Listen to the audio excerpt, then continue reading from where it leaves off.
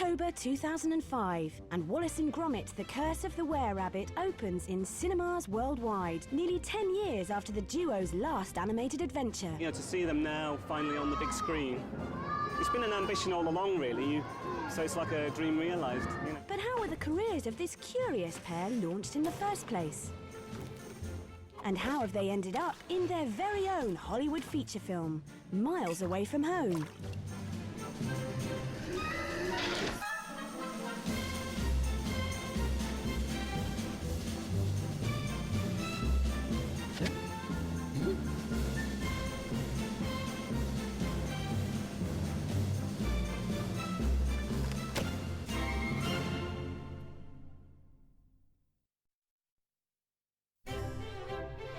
Uolles and Gromit started life as a series of pencil sketches, the brainchild of young artist and animator Nick Park. They soon moved into the world of plasticine animation as the stars of Nick's 1982 film school graduation project.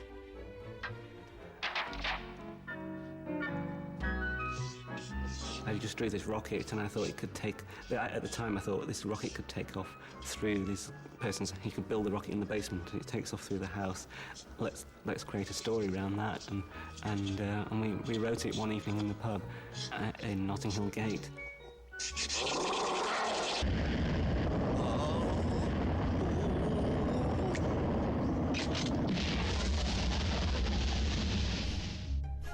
Nick has often been asked where he found the inspiration for these two wonderful characters. He admits that Uolles was loosely inspired by his father, who delighted in tinkering with inventions. And as for Gromit, who knows who the all-seeing canine is based on? When we did one of the first shots, when he was under a door with Uolles sawing through the door, and that's when I discovered his eyebrows, and I discovered that he could say just as much by doing very little.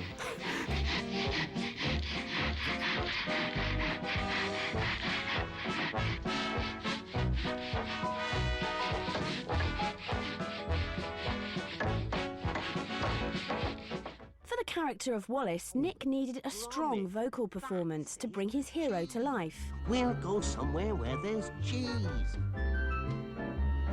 He was surprised when veteran British stage and TV actor Peter Sallis agreed to supply the voice for his low-budget graduation film. Nick wanted my voice because he'd seen me on television doing a thing called Last of the Summer Wine. When I got to the Beaconsfield Film School, we literally sat down side by side and did a grand day out. The microphone was on the desk in front of us. We weren't in a glass booth or anything like that.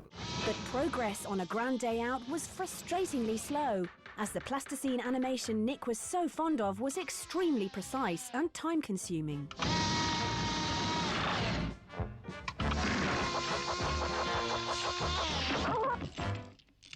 In 1985, seeking advice, he asked Peter Lord and David Sproxton of Aardman Animations to give a lecture at his film school. Yes, obviously we're the only people doing what he was doing. Which is pretty weird, because we didn't know what we were doing either. No. We just completely self-taught. So we thought, oh, blind leading the blind here. It was kind of odd. David and I met when we were at school and set up this company, and... it was a hobby, really, wasn't it? It was on. And we did, like, Morph for children's TV, and we did some films using plasticine figures talking, speaking, doing lip sync, which was quite an innovation. You don't need a ticket from us to purchase anything over there. Who did you bring? I didn't bring anybody, they rang us. Yeah. You didn't know who it was. No, I never done them no harm, none of them. Aardman soon went on to offer Nick a job. We had a big Channel 4 project to do. I mean, we needed Nick and a couple of others to help us make this piece. And we said, look, you're never going to finish your film at the film school. You've now been there 5 years, for heaven's sake. You shot about 6 minutes of it, 30-minute film. Why don't you bring your sets down and your camera? We'll talk to the school about this. Help us make this film, and we'll help you finish. You know, with the people that we had, model makers. I did some lighting with him, and just help him finish the film, because we thought it was, you know, it was going to be a lovely piece. It was the beginning of a creative partnership lasting 20 years and still going strong.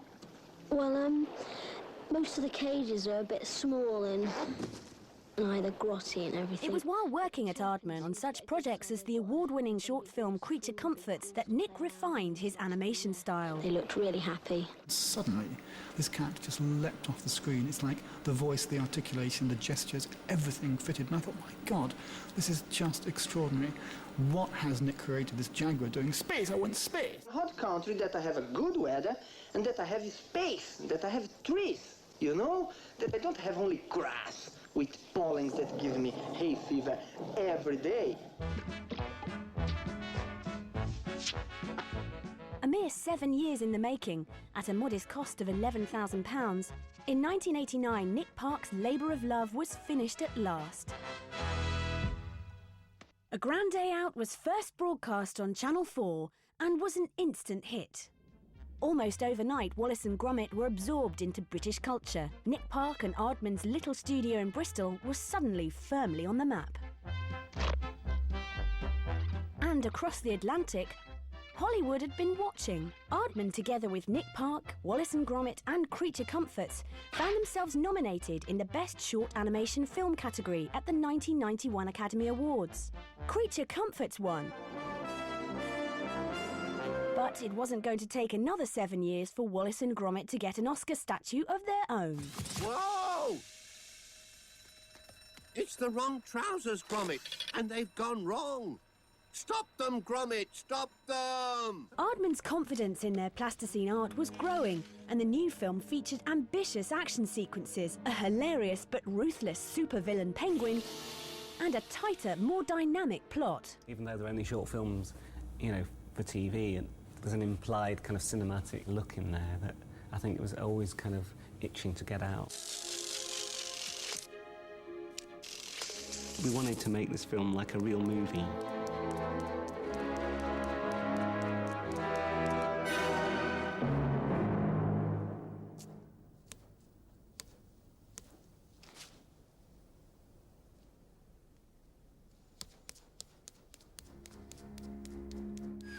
Still using a very small animation team, the film was finished in a relatively swift 15 months.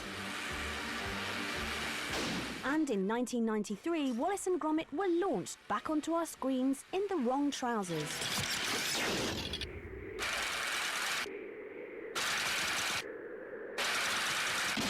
The film was another runaway success, winning over 30 awards, one for every minute of its length. Well done! We did it! Ha-ha! When the Academy Awards arrived in 1994, so did Wallace and Gromit's first Oscar for Best Short Animated Film. But there was no time to sit back and enjoy their success. Trouble was already brewing between Wallace and Gromit, a flock of sheep and a cybernetic supervillain dog called Preston. Even bolder, even more ambitious, their next film, A Close Shave, had more action, more characters and more sets than ever before. It also starred Wallace's first love interest, Gwendoline. Oh.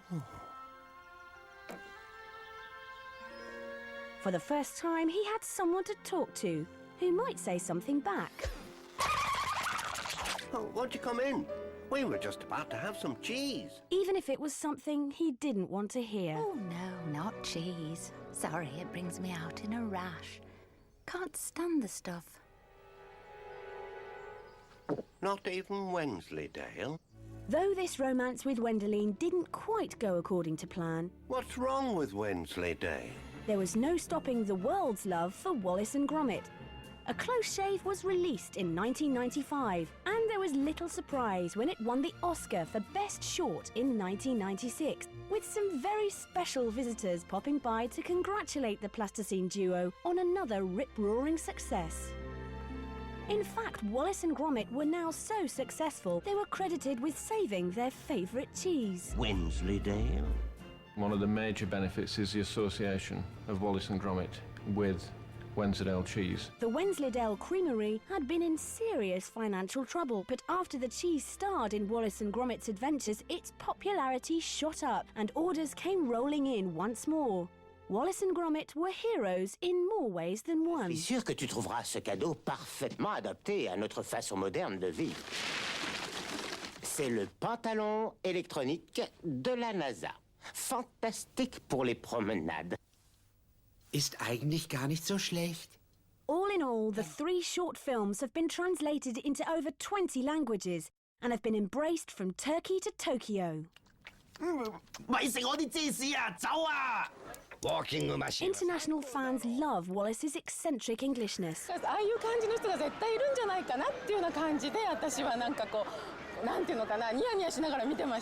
And Gromit, unsurprisingly, needs no translation. He may not speak, but Gromit has all the best lines. Ah, c'est la tête des personnages qui est bien faite, et au niveau des faciès, des mimiques, c'est surtout ça qui fait rire, je pense. I think you'll see one level if you're a child and you'll see another level if you're an adult.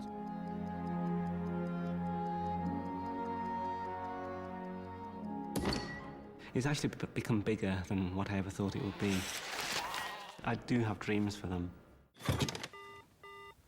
Yeah, I don't look at the films and think, yes, that's it, I'm satisfied, I've done it at all. I just want to go on to the next thing. Well, come on, lad, what are you waiting for? But right now there were other fish to fry, or rather, other chickens to pluck. And we're the chickens. Hollywood was calling. Let's rock and roll! In 1995, Pathé Pictures and Jeffrey Katzenberg of DreamWorks Animation commissioned Aardman's first full-length feature film. I first saw the Wallace and Gromit shorts, I guess, about 15 years or so ago. I was at Disney at the time, and I called the Aardman gang up, and they really weren't ready for or interested in. I think a little intimidated by Disney and wanting to keep their identity. But years later, when Katzenberg, along with David Geffen and Steven Spielberg, founded Super Studio DreamWorks, Aardman felt more comfortable that they could retain their unique identity whilst working with Hollywood. The tension's killing me. Tell them what they want to hear. We got into business together and started off with Chicken Run.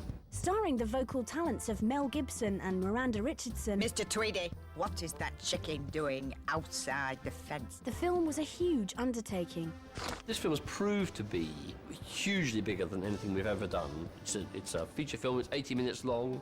In the past, the longest we've done is like Close Shave, which is 30 minutes. You might actually be able to pull this off. I mean, it's all in the writing, I think, and the storyboarding, and the structure of the whole thing is the essence, really, of a successful feature-length film. 20 animators had to sweat blood and feathers, producing a maximum of 3 seconds of footage a day each for 18 months in order to bring the film to life. Chicken Run was finally released in cinemas worldwide in the year 2000 and was a huge hit. $220 million rolled in at the box office, and a whole new legion of fans were entranced by the world of Aardman animation. That's real craftsmanship is what it is. But a certain man and his dog had never been far from Nick's mind. I have a little proposal for you, Wallace. Chicken Run had proved that Aardman now had the reputation, the resources, the confidence and the talent to bring Wallace and Gromit to the big screen. I had to pitch the idea to Jeffrey. He called me up that night and said, Nick, I really want to make a Wallace and Gromit movie with you. And so, in the year 2000, DreamWorks Animation greenlit Wallace and Gromit: The Curse of the Were-Rabbit. The characters are, just as delightful, if not more so, up on the big screen. They translate beautifully to the cinema. Because they're existing characters, DreamWorks therefore gave us a bit more rope, more trust. Because why wouldn't they? They saw that these characters have been hugely successful in 3 films already, that Nick knew what he was doing. That's more like it, lad. How can we possibly fail now? Recruiting animator Steve Box as his co-director, Nick Park and the Aardman team flew into action, storyboarding, designing and model-making the world's first vegetarian horror movie. So much care and detail in every scene. It's a nice horror film. Nice for kids.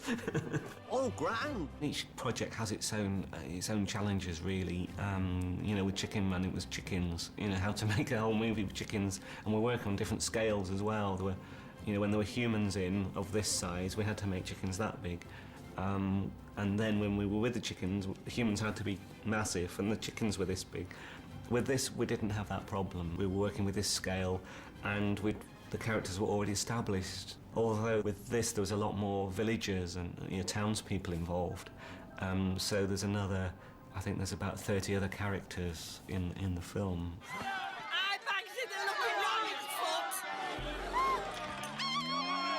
Joining Peter Sallis as Uolles on vocal duties were Hollywood stars Helena Bonham Carter and Ralph Fiennes. I've always been a fan of Wallace and Gromit. I believe the killing of fluffy creatures is never justified. I mean, I just think they're gorgeous because there's an innocence and there's a great heart. The comedy is very, very accessible, very inventive and original. No, no, no, no, no, no, no, no!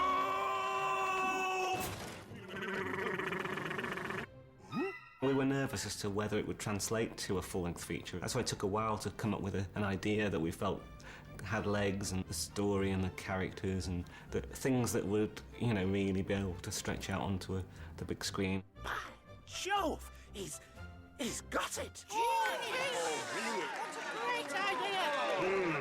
Clever. We've never ever made a Wallace and Gromit film to suit a particular audience or age group, which I've always felt I've just done what I wanted to do and what made me laugh, and for the first time there's audience test screenings and, is it going to work worldwide? I think we've always aspired to make feature films with Wallace and Gromit. It just so happened that the others were half an hour long, but they were still fully fledged feature films in their own way. This is an honour. Oh, ow. After another painstaking 15 months of 30 animators on 32 stages, moving 2.8 tons of plasticine millimetre by agonising millimetre, the 122,000 individual snapshots running at 24 frames a second, making up the 85-minute film, were finally complete. And Wallace and Gromit were ready to conquer the world. It's working, Gromit. Oh, it's working. Oh. Wallace and Gromit had finally made it to Hollywood. People are enjoying it so much, I'm now starting to kind of relax and believe them in a way. Yeah. Well, I've never been to a premiere of anything before. But had success gone to their heads? We wanted to keep the spirit of the shorts, like with the animation. Didn't want to get too, slick. It's been a sort of dilemma of how Hollywood do you go? You're kind of going to a much bigger audience, and yet we don't want to get away from what is Wallace and Gromit really, and the sort of smallness. They're very human. They're sort of the ordinary man and his dog. It's the ordinary Joe. Wallace and Gromit: The Curse of the Were-Rabbit was a worldwide critical and box office success, winning the hearts of millions of new fans. But on October the 10th, 2005, disaster suddenly struck. The day after the film opened at #1 in America, the storage warehouse in Bristol where Aardman held their archive caught fire and burnt down. I called in at work this morning and they, on the one hand, gave wonderful news about how well the film was done in America over the weekend. At the same time, I was given this terrible news that with all our sets from the past 20 years have gone up in flames. Fortunately, Wallace and Gromit, on tour promoting their new film, escaped the blaze, and no one was injured. Though sadly, hundreds of unique models, props and sets from the studio's fantastic 30-year history were lost forever. To build these models from scratch can take thousands and thousands of pounds just in development and build. There was numerous exhibition models that will be very expensive to replace. But undeterred by their loss, Nick Park, Peter Lord, David Sproxton and everyone at Aardman Animation are working on to bring new animated characters and more cracking stories to the big screen. With Shaun the Sheep and the Angry Kids series, along with a new collection of creature comforts already finished, as well as 3 more new animated feature films in the pipeline with DreamWorks, Aardman are going to be busy for quite some time. Brilliant. But what about our 2 heroes, Wallace and Gromit? After solving the curse of the Were-Rabbit, they've certainly earned a nice sit-down with a cup of tea and a slice of Wensleydale before they go back on the shelf. Well done, old pal. Whatever Nick Park and Aardman Animation's plans are, I'm sure we'll be seeing Wallace and Gromit again soon. Or in what passes for soon in the world of plasticine animation. Say 5 years, maybe 6.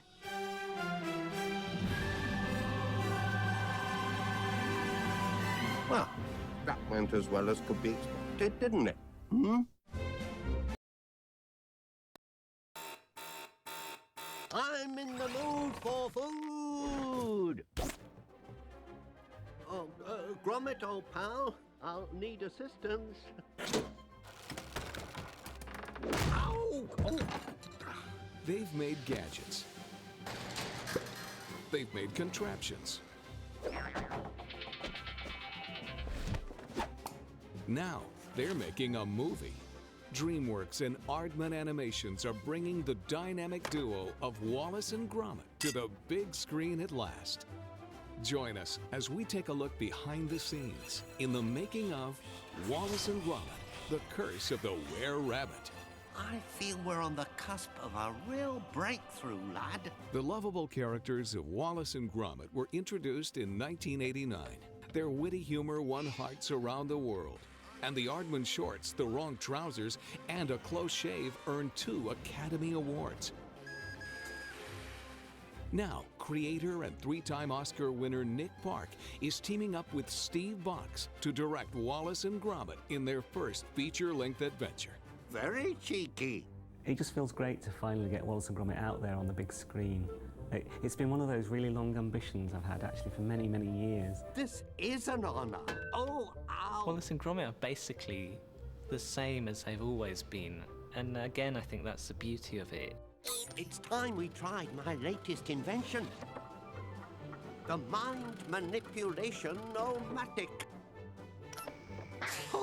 Uolles is a good-natured, eccentric, cheese-loving inventor. I'm just crackers about cheese. Gromit is his faithful canine companion. Still got me on the diet, eh, Gromit? Watching me shape? There's a good dog. With only days away from the town's giant vegetable competition, our dynamic duo are called into action to investigate reports of a mysterious garden-guzzling beast. Uolles and Gromit are cashing in with their all-new pest control business called Anti-Pesto. And they race around town like Starsky and Hutch, ridding the town of pests. A hideous creature has been sent to punish us all! The Were-Rabbit! The Were-Rabbit, and, nobody knows where it's come from or who it is. I had this idea about rabbits stealing vegetables from Uolles and Gromit, and then suddenly hit on, instead of a werewolf, it was a were-rabbit, and instead of, flesh and blood, in Uolles and Gromit's world, it's got to be something more absurd, and so we made it vegetables. It's got to be a vegetable-eating monster. Mercy! In effect, it became the world's first vegetarian horror movie. Say hello to the nice man. Celebrated British theatre and television actor Peter Sallis has voiced the role of Uolles in all of the shorts and reprises his role in the feature film. Peter Sallis was just a natural for Uolles. I just heard this voice, I thought it was a newsreader actually, saying, "Hello, Nick, this is how the character might sound. I hope you like it." And you say the line, "Just a bit of harmless brain alteration, that's all." Just a bit of harmless brain alteration, that's all.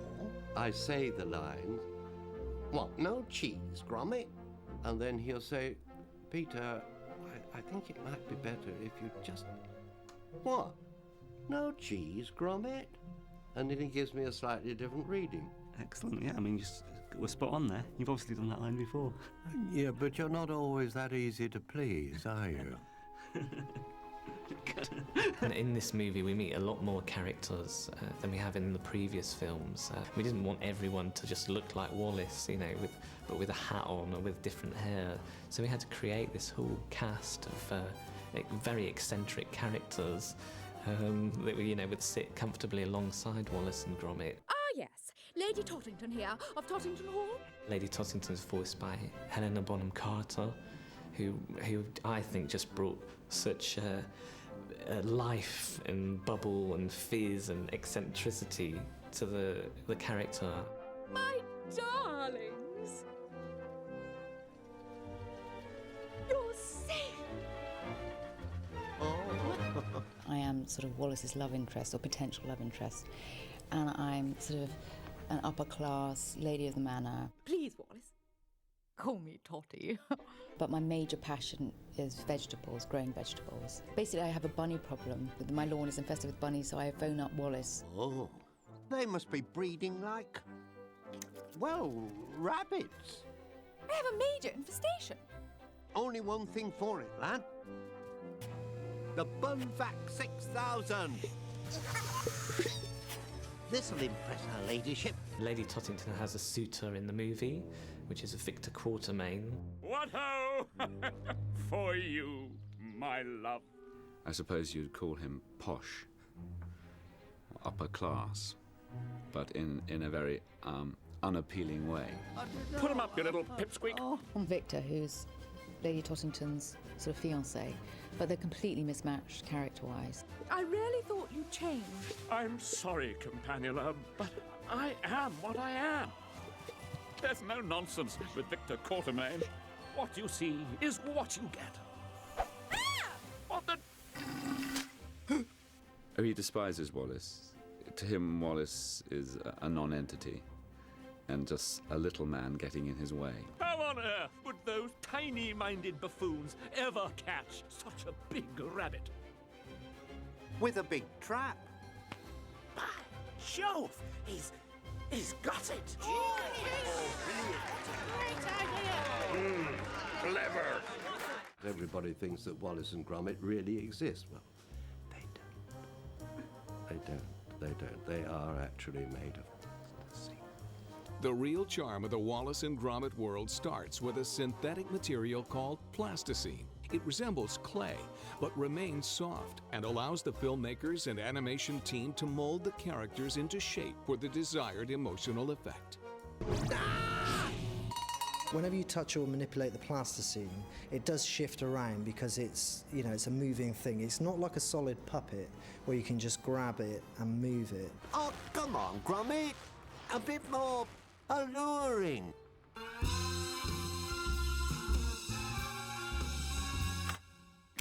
The thing that people love about claymation is probably that tactile quality. You know, it feels like a real world, like a real miniature kind of world somehow. And I think people instinctively respond to that. Just have a look at the... Oh no, Uolles has fallen over. I didn't touch him, honest. That's the challenge for us, getting the emotional performance out of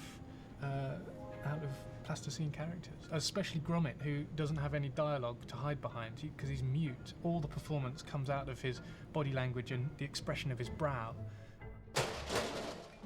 He doesn't need to speak. He's a bit like a silent movie actor. The best. You know who Gromit is, you know exactly what he's thinking, and yet all he's got is these eyes that are plasticine. People like stop-motion animation. I think there is still a hunger for it. Stop motion is an animation technique which has been around since the invention of film and makes static objects appear to be moving. An animator shoots a single frame of film, stopping the camera to move the object slightly, then shooting another frame, so the objects gradually appear to move by themselves. Oh, Totty! 24 frames is the equivalent of 1 second of film time. There are over 115,000 frames for this Uolles and Gromit adventure. The degree of precision required is enormous because you're shooting on such a tiny, tiny scale, and any inaccuracy would be enormously amplified. So we have to be very precise with everything mechanical. Yeah, that's not bad, you know? That's not bad. You really can get the camera in there on their level with them and light them atmospherically. You really do have the space and the distance, and the performances are spontaneous and in front of the camera, just as any actor would perform. You saved the day, Mr. Uolles. Oh, it was nothing, your ladyship. So modest. This is the project of the decade for a stop-motion animator. I'm really pleased with how the film is looking so far. I'm really excited to see how it's going to come out at the end. And that's saying something when you're here every day, all day on it, and you're still excited about how it's going to come out at the end. From sets to wardrobe to facial expressions, every detail of the unique stop-motion animation style is tailored to create the fantastic world of Uolles and Gromit.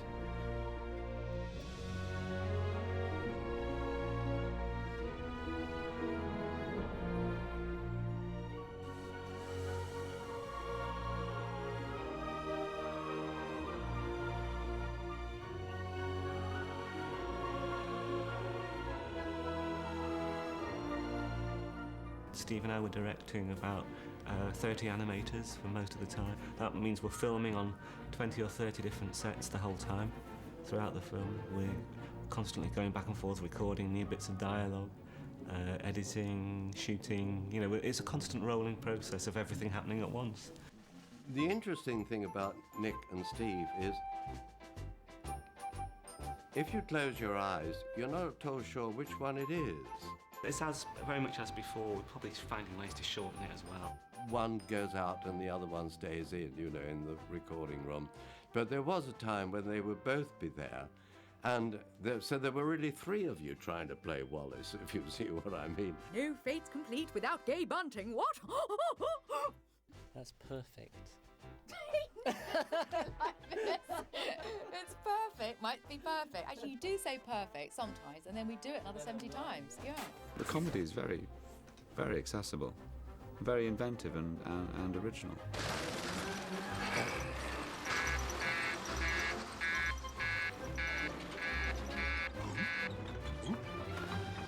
It's brilliant how they can be completely extreme and silly immediately, and you know where you are, and you completely go with it.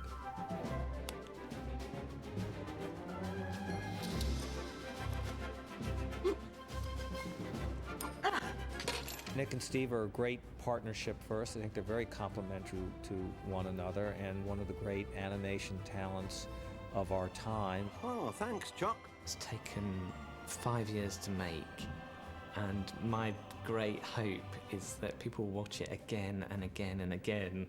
How can we possibly fail now? You're a total knockout. Peter Sallis put it one way, which I think he tends to say, very kind of poignant things. And he said to me one day, you can't write charm. It's the way it's all done. It's the plasticine and the innocence of it all. It's about everyday things. It's about making cups of tea, but it's about big adventures. And I think that has a particular charm about it. One for the album, Gromit. Oh.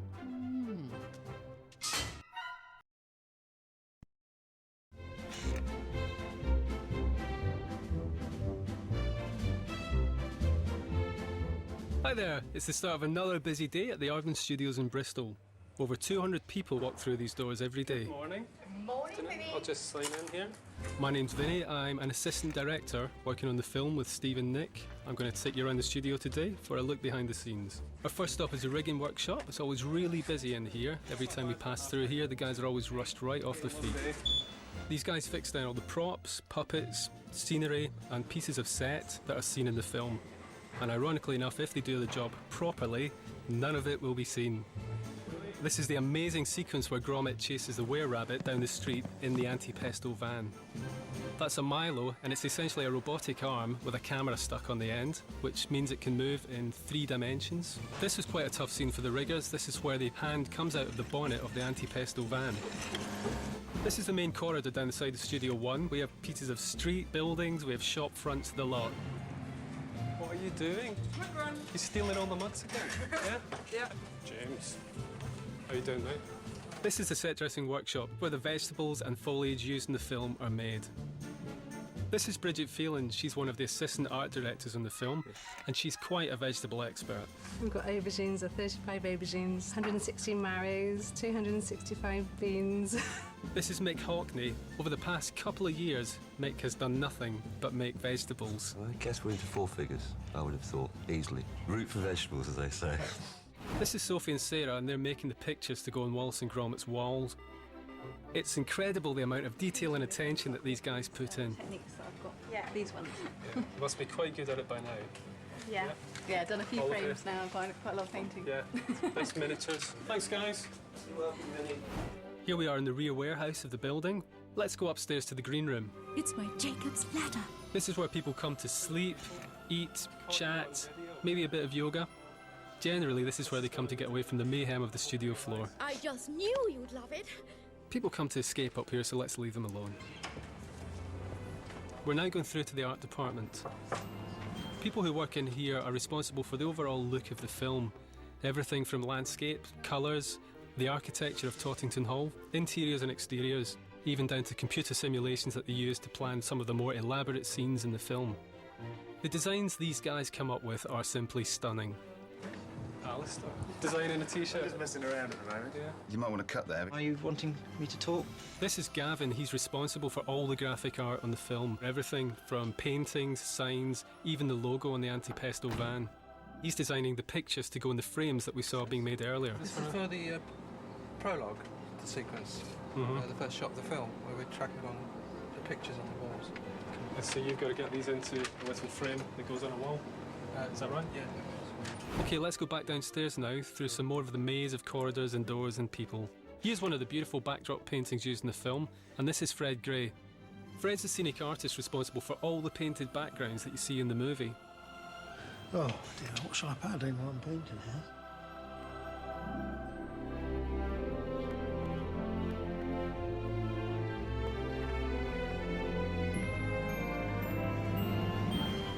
Duncan. Duncan's busy working. Enjoying yourself? Yeah. Had a good run here? Yeah, it's been really good. All right, Lee? Lee Wilton, animator. This is the production office. There's so much planning and organisation involved in the film, and this is where it's all done. I've thought this one through very carefully. This is where everything that happens in the 30 shooting units is coordinated. I don't know how they stay on top of it all, but they do, somehow. So how's your day been, Kev? My day's been fantastic. Had a very productive day with Steve on the floor today. Yeah. Got lots of things to prove today, and I think we're 13 shots away from completing on this side. Fantastic. Thanks, Vinny. This is the animators' room in here. This is where the assistant animators work. Each assistant animator is assigned to a key animator, and they're responsible for prepping the key animator's puppet ready for the next shot. And they just love being filmed. Okay, sorry guys, let's move on. Let's go and see the editing room. This is where the whole film is put together. The voices, sound effects, and the music. This is Dave and Angharad, they're two of our editors. Gentlemen, so what are you doing? Getting timings for new shots. This is where we keep all our high-tech toys and gadgets, but there's some pretty old-fashioned stuff in here as well. I think Wallace would be very proud of this contraption. Oh. Let's finish it with this sequence. This sequence 160. Yeah. Proud of what you've done, yeah? Yes. Good on you. My baby. Yay! It's all yours. This is the famous Aardman model making workshop.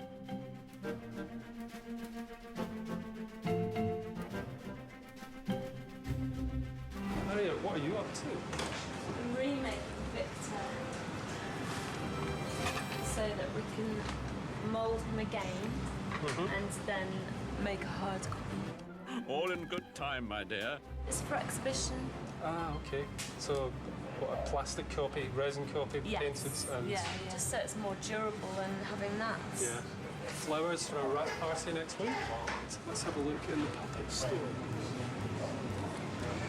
The best thing about this room is the smell, so unfortunately you're missing out on a lot here.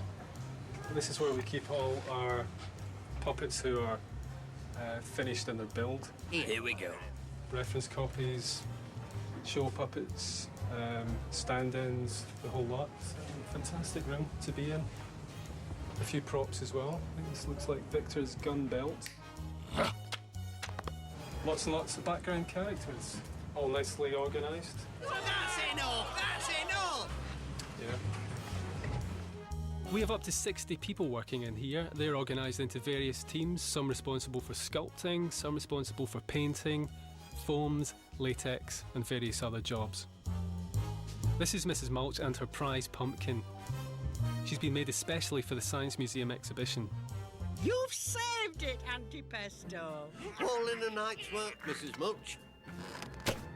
Let's see what else we can find in the Aardman rabbit warren. Dark Steenbeck rooms. Oh, it is a bit dark in here. And a bit scary.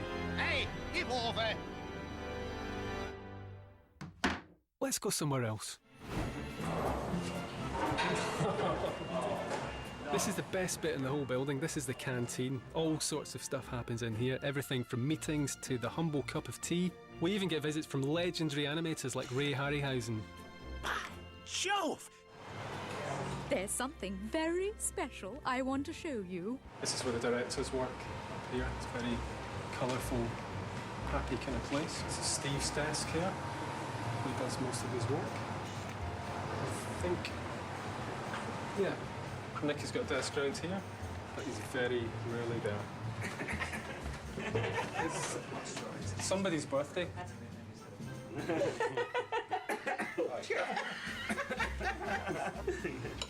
This is happening in the storyboard office. We got one of our most experienced storyboard artists, Mike Salter, here. Giles Johnston, production manager. Have a lovely birthday celebration. Thank you. Happy birthday. That's about all we've got time for today, and I really should get back to some work. I hope you've enjoyed your tour of Aardman. Bye then, have a good evening. Bye-bye.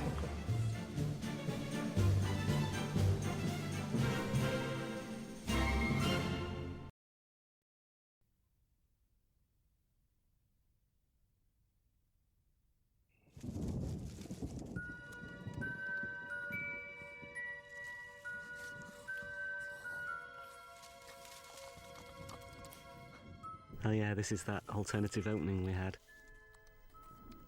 Camera kind of roving through the nighttime mist over the moors near Uollesa'n Gromit's town.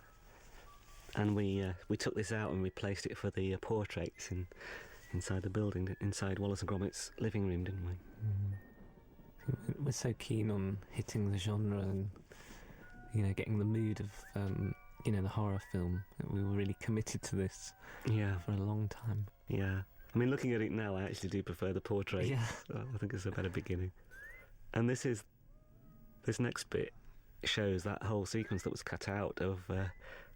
in the final version, PC Macintosh just walks across the street and past the shop, whereas in this version he actually walks up to the poster. This is how we originally had it, where he walks up to the poster. And this is Peter Kay. I'm not sure we were entirely right to cut this out, actually. No, it's a lovely sequence. It's a good idea, good joke. I think it was the whole argument for losing it was just to keep things going and meeting him first and hearing him talk and getting his character seemed to... I can see that now, actually. Right. Yeah, I think you're right. It's good, though. Really good. No, you're probably right, actually. I remember trying to record in a last attempt to keep it in, trying to come up with a better joke, and once he saw the moth, he said, that were a big un. It were a mammoth. Mammoth, get it? Yeah. Didn't quite work. Actually recorded it with Peter Kay, didn't you?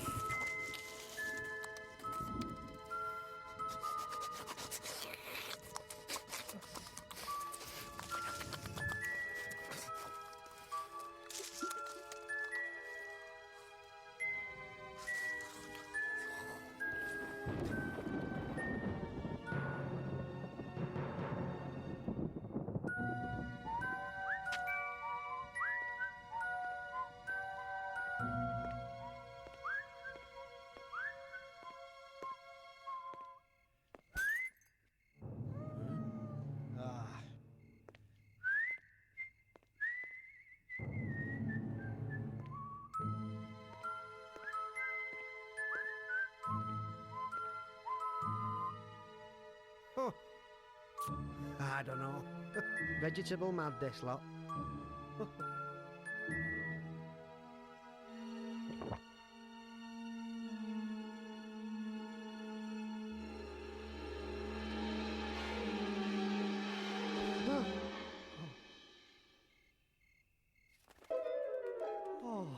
Oh, Albert Mackintosh, you need an holiday. Too many late shifts. That's what it is. Too many late shifts.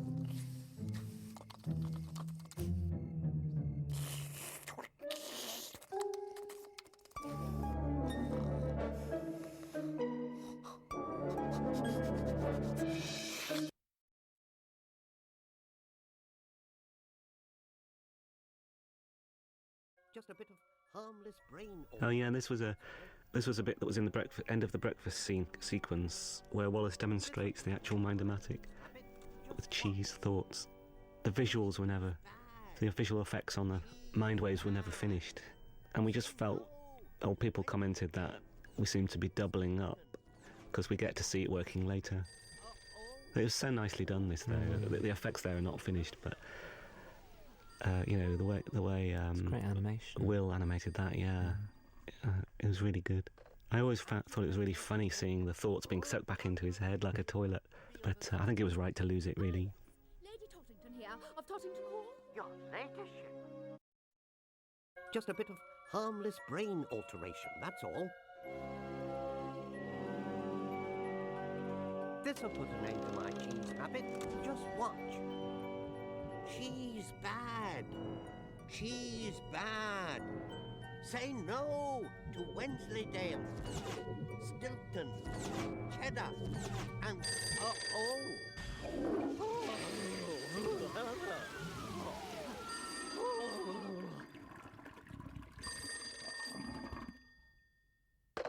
Anti-pesto humane pest control. How might we be of assistance? Ah, yes. Lady Tottington here, of Tottington Hall. Your ladyship.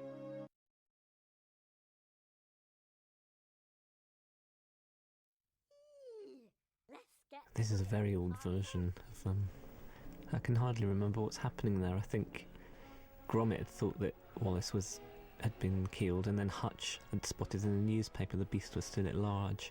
They were at home together, so they set off, you know, the new anti-pesto with Hutch instead of Uolles. I think it was shot. Sorry, you did it, Nick, and it was kind of an economy measure, wasn't it? You know, because we were shooting the other sequence. Yeah, we had it set up at the time, so we thought we'd do it, not knowing how the script was going to change. And you just got Gromit painted out of these scenes digitally. Yeah, and just used 2 or 3 of the shots. It's funny how he can't see over the wheel.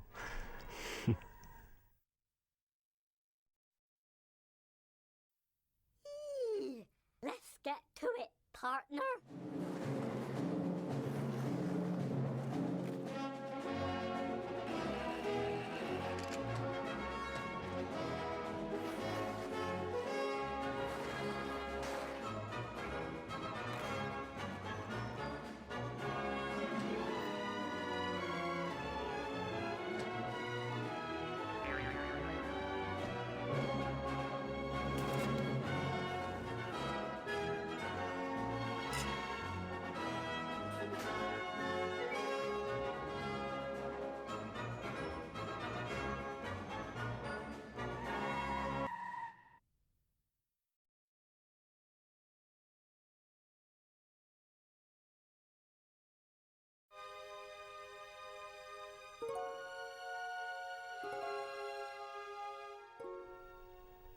Again, it's not complete, this bit of footage.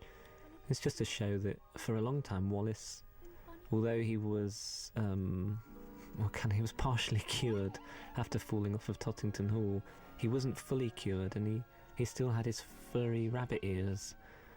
And it was because we always intended that they would go back home to West Wallaby Street and complete the reversal. So even though he's saved here, he had his rabbity ears.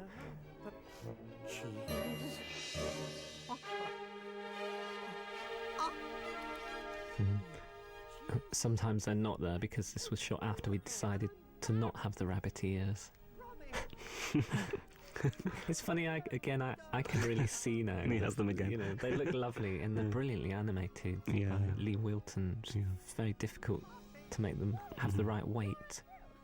But it is incomplete, and it did need to resolve here.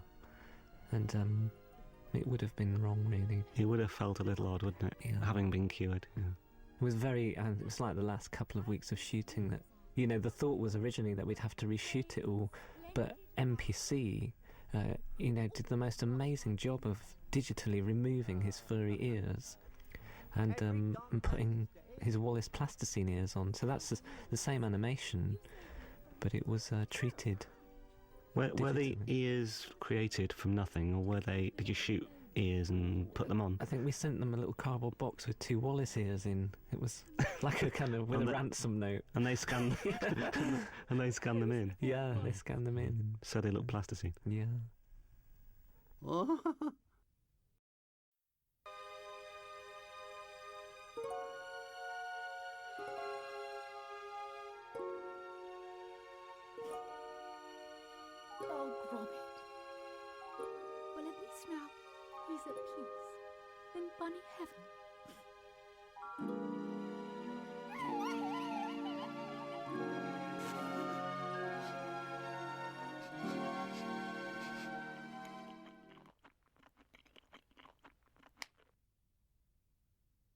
Gromit? Oh, don't forget the crackers.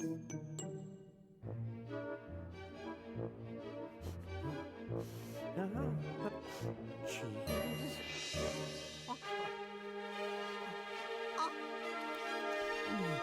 Cheese! It's me again, I'm back! Gromit, you clever mutt! Well done, old pal, we did it! Puppy! Wallace, you're a milk! Oh, whoops! Thanks, lad. Oh, look! Well, I think you deserve this, Gromit, for a brave and splendid marrow. We've all got a lot to thank you for. Ah, every dog has his day. And thank you. You saved me from a terrible marriage. All the same, it is going to be rather lonely at Tottington Hall now. Unless I have a little proposal for you, Wallace.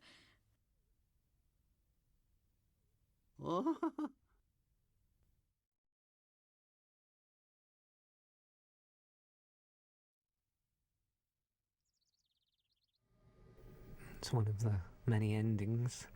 Oh, yeah. Also, just, if he would have had his rabbit ears, this is what they would have gone home to do. Yeah. Oh, yeah, this was an alternative way of ending the movie.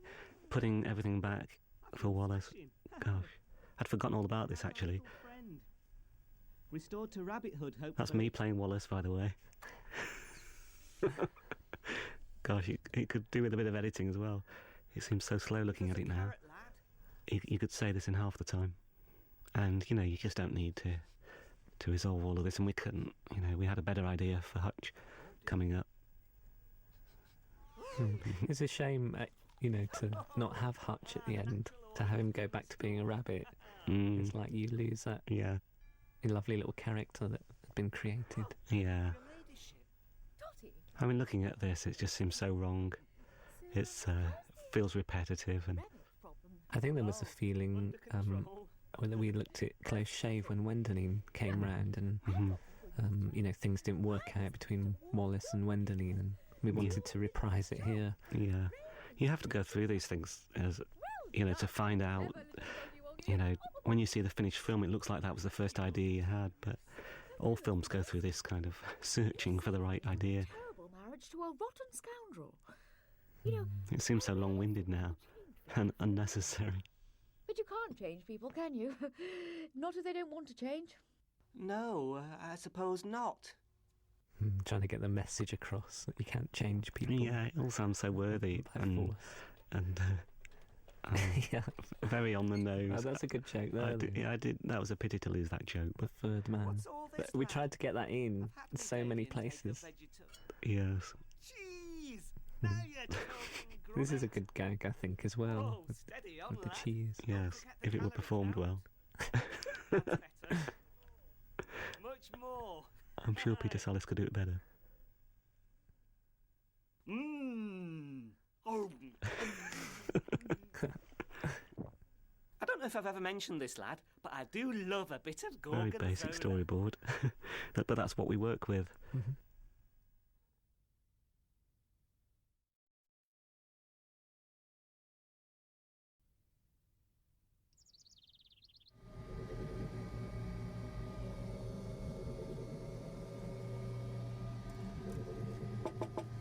Think I'm done now, lad. Turn it off. Ooh. I feel smashing. But how's our little friend? Restored to rabbithood, hopefully.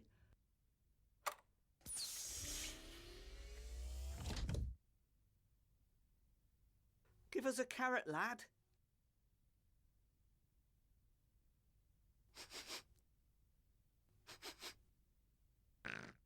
Oh dear. Oh! The natural order has been restored.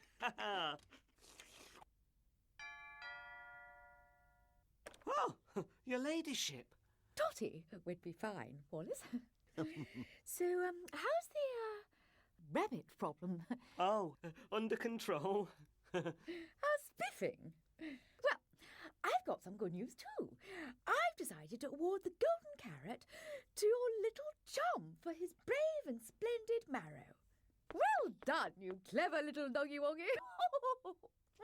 Why, thank you, your tottiness. Oh no, it's the least I can do. You saved me from a terrible marriage to a rotten scoundrel. You know, I really thought I could change Victor for the better. But you can't change people, can you? Not if they don't want to change. No, I suppose not.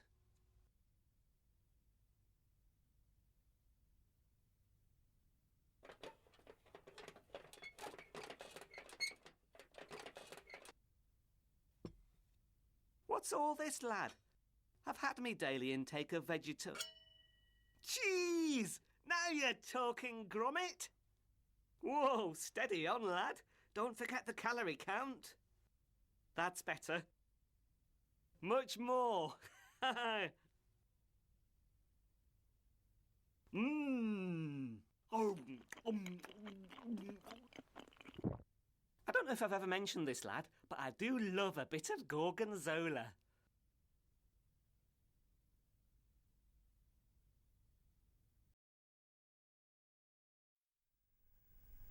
So this is yet another ending when you know we just came up with this idea that Lady Tottington suggests to Uolles that maybe you feel that she's suggesting they get married, and but here you realise that he hadn't agreed to marry her, and she'd gone for her second choice, which was bizarrely PC Macintosh. And what we'd intended to do was to go back into the film and put some piping in to suggest that her and PC Macintosh had some kind of relationship. But it was a very bizarre idea and quite sad, I think, that she would end up with not with Uolles. But we tested it on an audience and everybody felt a bit sorry for Uolles, which gave it quite a negative feeling. The Yorkshire border here, this was in for a long time. The idea that they dump the rabbits across the border. I know. But where's Hutch? I hope the Mindomatic reversal hasn't caused any adverse side effects. A bit exposition.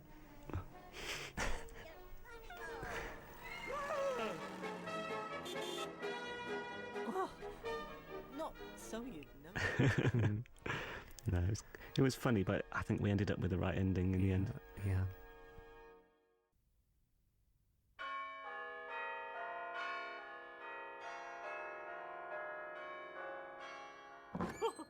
Here they are, everyone, the happy couple. Well, I always did like a man in uniform. Oh, thank you very much, sir. Thank you very much.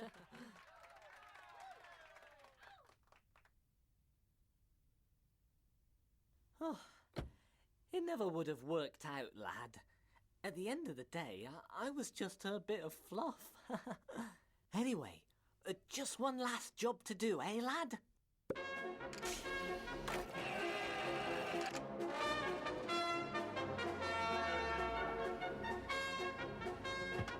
Go on, shoot, shoot, shoot, go on. Here, think that's all of them? Oh, but where's Hutch? I hope the Mindomatic reversal hasn't caused any adverse side effects.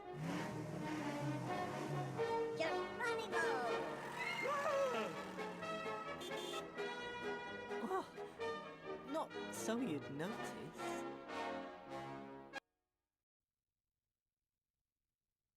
You've got to go through these things, haven't you? You've got to try them out. I think you have to be committed to them when you're doing them, and it is hard to take advice sometimes.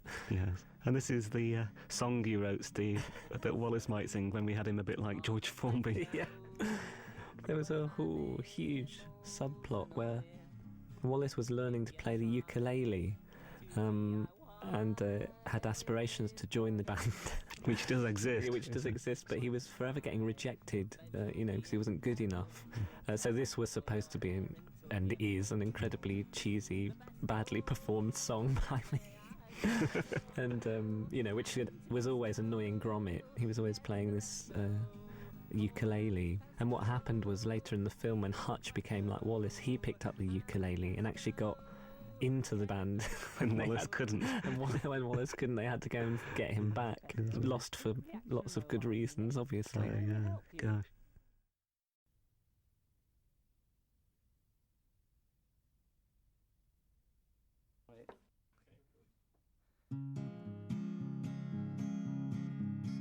Antipesto are the besto when animals annoy. If you try to DIY with garden pests, the price you pay could be twice as high. Your veg will be in peril, you'll tear out all your hair until you call. The best of all, may I suggest, antipesto, forget the resto, call antipesto, please requesto, antipesto, forget the resto, call. Antipesto, quick reaction mobile unit, how may we help you? This was just a reprise of Wallace playing the ukulele again in bed. And what Gromit's doing here is giving him tons of snoozy chalk. It's your joke, Nick. Just to shut him up, basically. As soon as he drank it, he went straight to sleep. It's a bit embarrassing. He would have been good.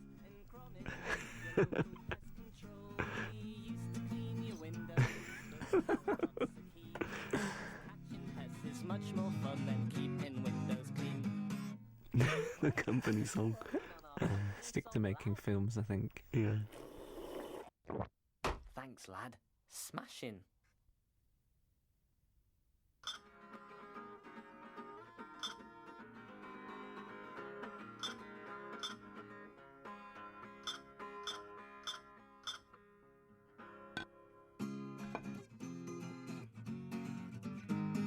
With his garden pest you got, don't hesitate to call Wallace and Gromit, your local pest control. We used to clean your windows, but now we're not so keen, 'cause catching pests is much more fun than keeping windows clean. Oh, just working on our company song, lad. Thanks, lad. Smashing.